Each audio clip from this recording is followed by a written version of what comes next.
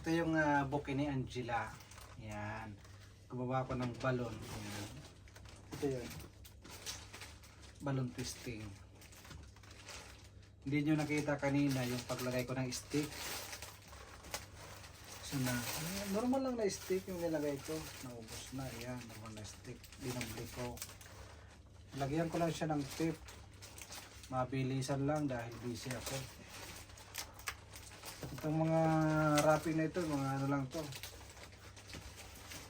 Galing lang ito dito sa atin na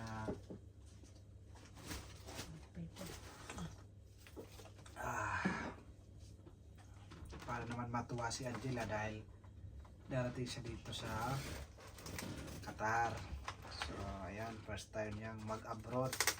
Si Angela is ayan, baby girl. Kaya bigyan natin ng bouquet si Angela.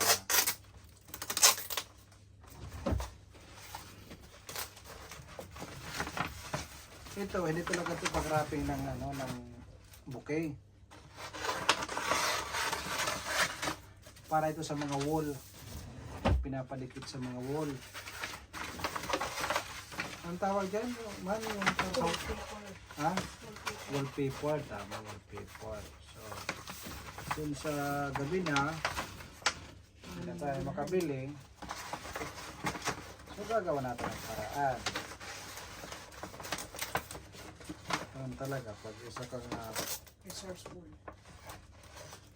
flower arranger. So, napatingin.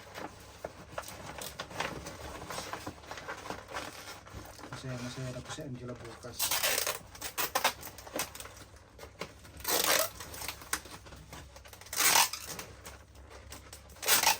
Wala ka akong tip dispenser na gamit dahil hindi nga ako nakapag-ready.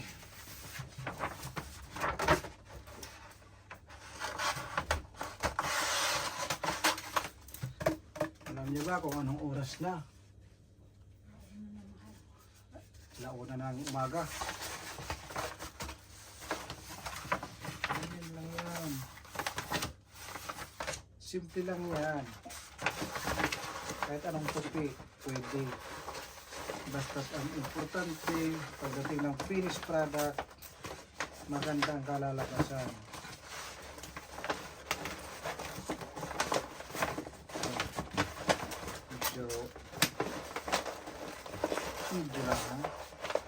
Medyo mahirap. Pero walang mahirap. Lahat may paraan. Yan.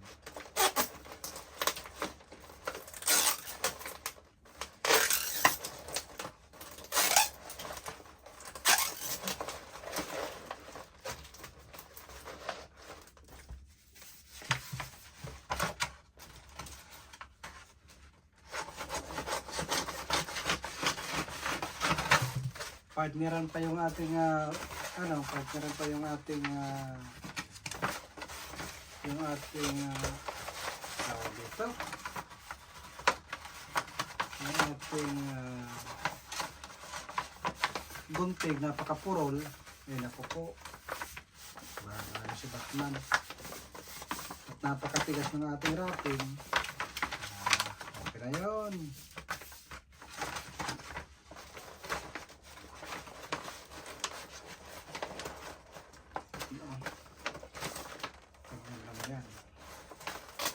Lapit na itong matapos.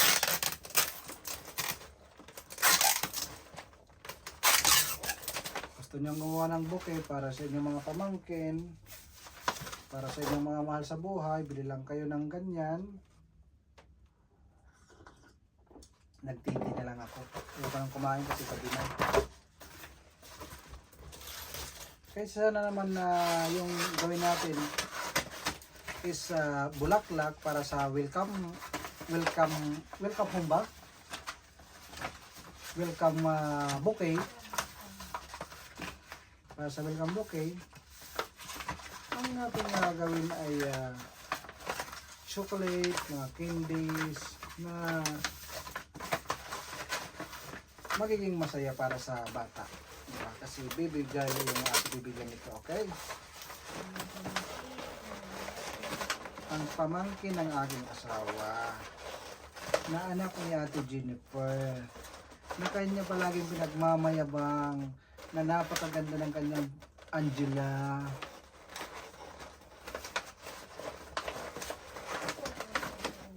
Ha?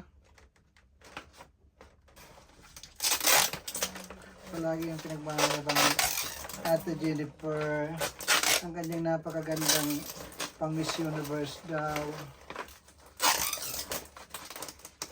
Ayan, malapit na, malapit na. Pagpasensyahan mo na, Angela, dahil pagod na ang Tito Troy galing sa trabaho.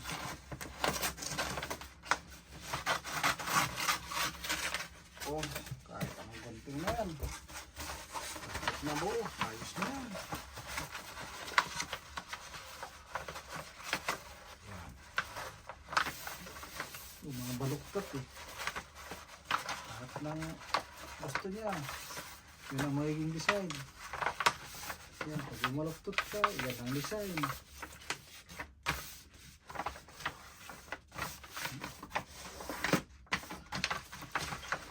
Pakit natin dito. Ayan, ganyan. Ano, diba? Pagkadat natin ng konti para makita na maayos. Ganyan. Kala mo ay in-order sa napakamahal na tower shop.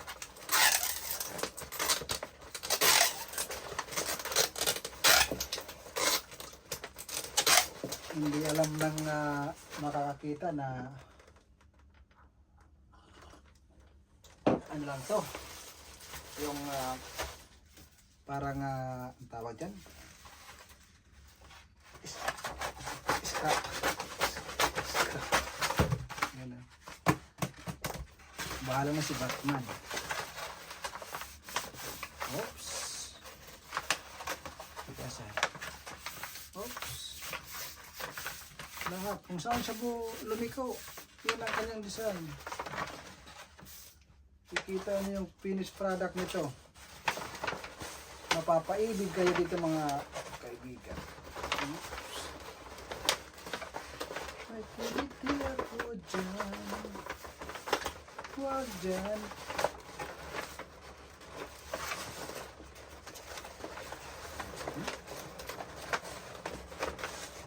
Dahil sobrang tigas ng papel na ito, napupunit. Hindi nyo nakikita yung punit, no? Nandito sa ilalim mo. Ayan. Yan sinasabi ko, napupunit.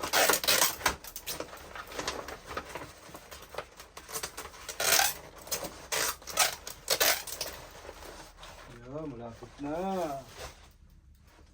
DIY lang. Wala tayo pang bili ng booking.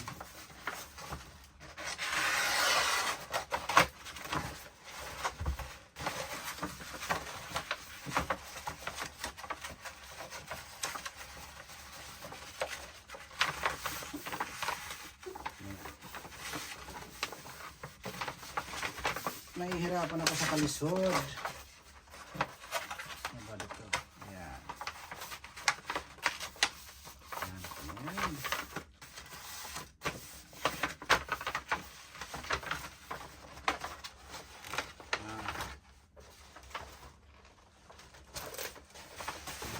Lapit na matapos.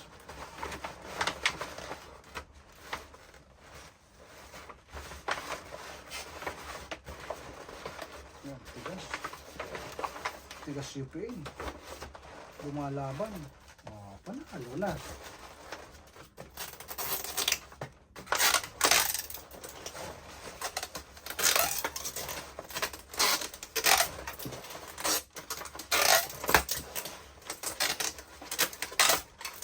Ayan. Okay. Kaya sa alright. Diba? Ayos na ba? Mag-comment lang kayo kung pwede na ako magtayo ng flower shop. Tea muna tayo.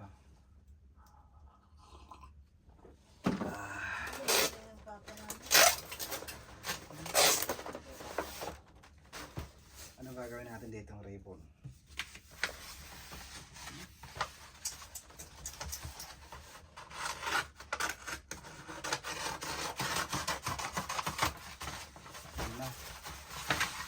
magpa-final na tayo.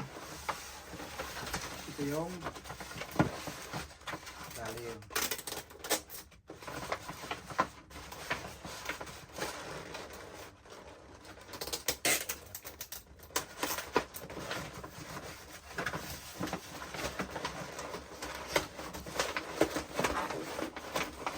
Yan na.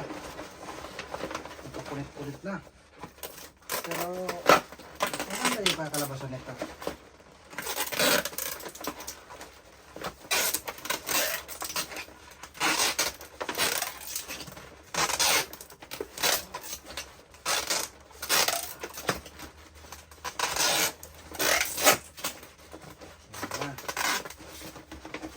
Lapit na matapos.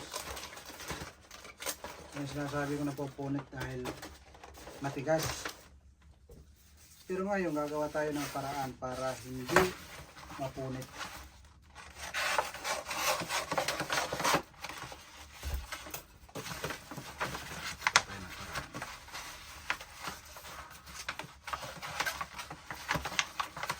Matigas. Pumupulupot.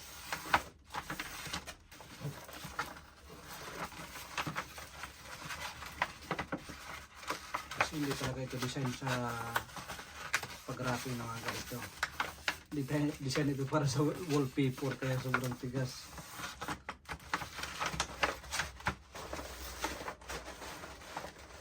Wow. Wow. Wow.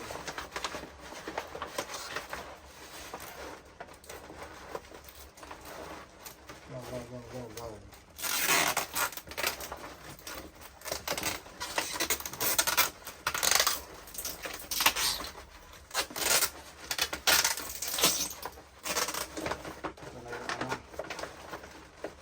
Product na to ha.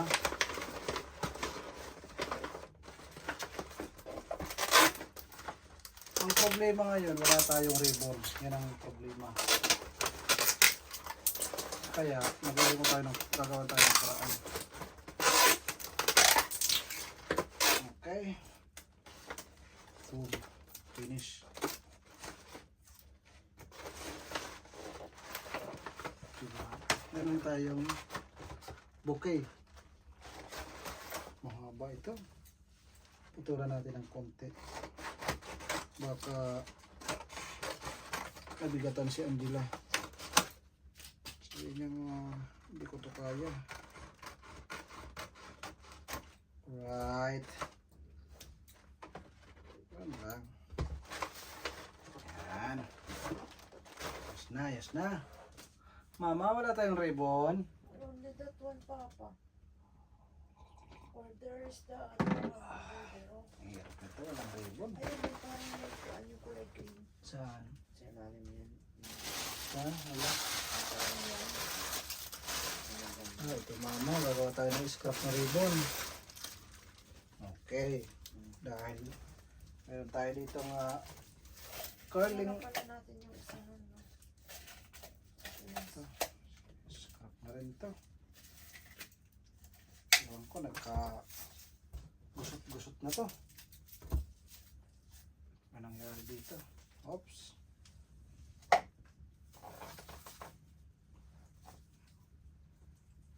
Gusot na. Yan.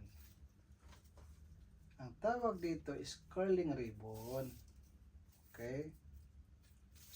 So ngayon,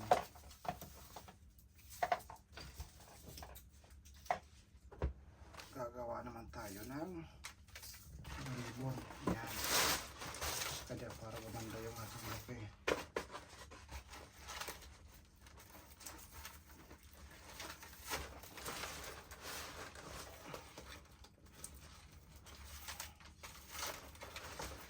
Yan. Tapos dito din ang tatapos ha. Magandang resulta nito. Huwag kayong mag-alala. Kahit scrap lang ito. Hindi ibig sabihin na scrap hindi natin papagandahin. Okay? At tayo ng paraan para maging maganda ang ating chocolate bouquet. Alright.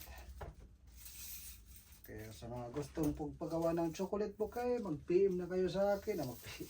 Mag-comment na kayo. Kahit kayo nasa Amerika, gagawin natin yan. Ipapadala natin yan through La Shopee. Right.